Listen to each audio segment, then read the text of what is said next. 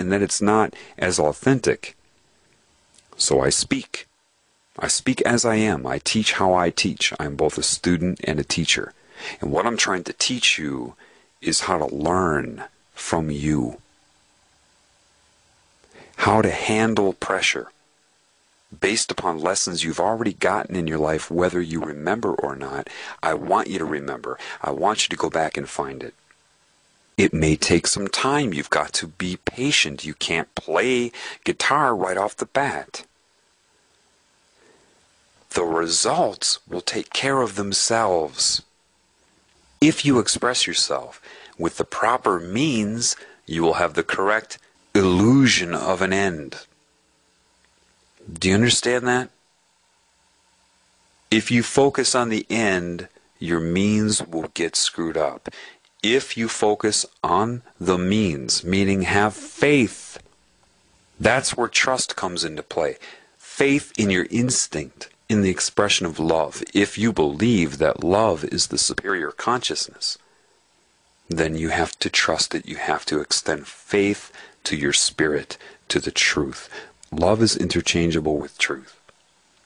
People misunderstand that. They've been misled. It's not their fault. But they have a belief.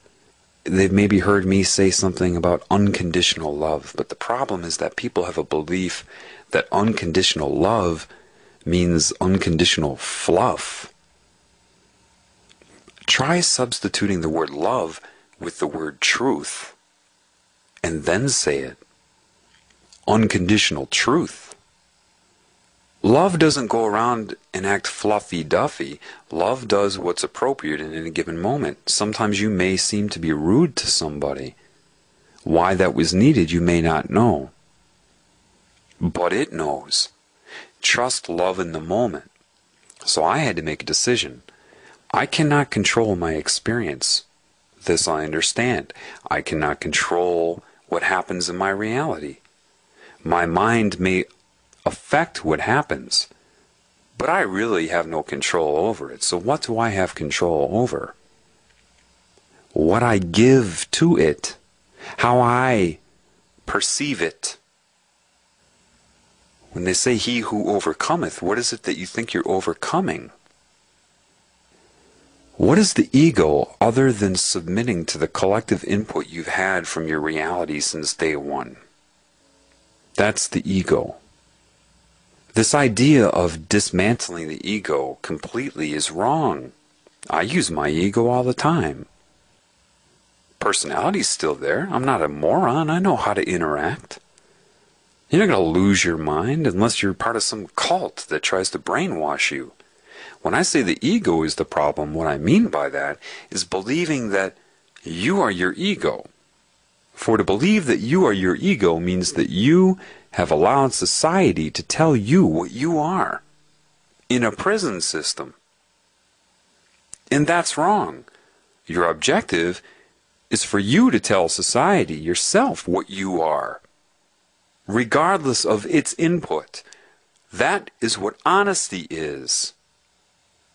Where you express yourself, how you truly feel, what you know, regardless of your reality. You are not where you are. You are not what you experience. You are the experiencer. If you let your experience change you and tell you what you are, then you become the experience, and that's how you get caught in the web. If you're constantly running from pain and chasing pleasure, and think that that is somehow your identity, you're in the web. This is very important. Very important. You can't change what happens to you. In the sense that your ego does create your life here. Through the law of karma and a law of attraction, which is an imposition on you, by the way.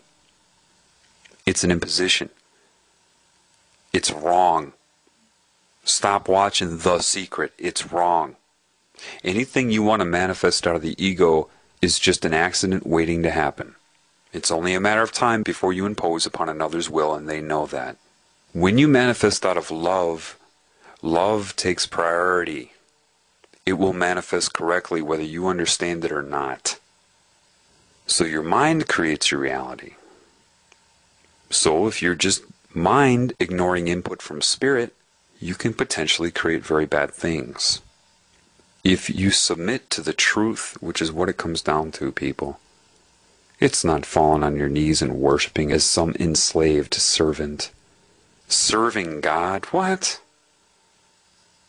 You don't serve God. You wouldn't be without God. Serve God? What? You wouldn't be without it.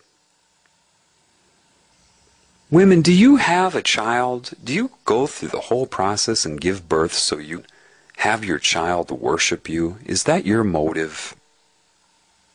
Do you make your child contract to worship you and bow down 5 times a day to you?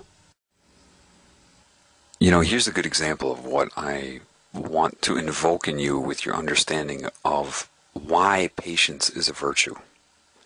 Now, I'd taken just a 10-minute break to go do something. I went driving and I came back. Now, in that 10-minute period, to tell you what went through my mind in 5 of those 10 minutes would take me about 3 hours of linear language, of linear speech. This is crucial, and this is why patience is needed. What happens? Well, if all of that comes into your mind, you get overwhelmed, right? Because you see things broader. And compared to how you can speak it, it's overwhelming. It's kind of like if I had an Adobe ebook that you read with the Acrobat Reader, and say it's a 20,000 page book. Now I have a memory stick and I can just plug that into your hard drive, copy and paste it onto your hard drive. Once that's done, you have the information. It took a few seconds to transfer it, and now you have 20,000 pages of information. But if you don't have a CD or DVD burner, you don't have an internet connection, and you don't have a memory stick or a floppy disk or anything like that, you have no way of transferring that information other than reading it word for word to somebody else or having them read it. The method in which you will acquire information when you extract meaning from your own life, and as you get better and better, your brain gets more efficient with it. The method in which you do that is not the same method in which you have to use to communicate that information. People get locked up. They're overwhelmed. They end up criticizing you because of their own anxiety. It's not that they don't want to tell you. I bet there are people that are part of these secret societies, like I said before, they're like, that's it, I want to tell them. And they suffer consequences if they try to do that. And if you roll your eyes at them, or they get overwhelmed because you don't want to listen to the whole thing because you believe you know, that makes them hate you even more. These people, a government agent doesn't have time to extend patience. It's not that they wouldn't want to tell the world. I bet there are a lot that do. I bet there are. But they wouldn't know where to begin. And could they extend the patience over time, knowing that they would be interfered with in ways that you don't know and they do know?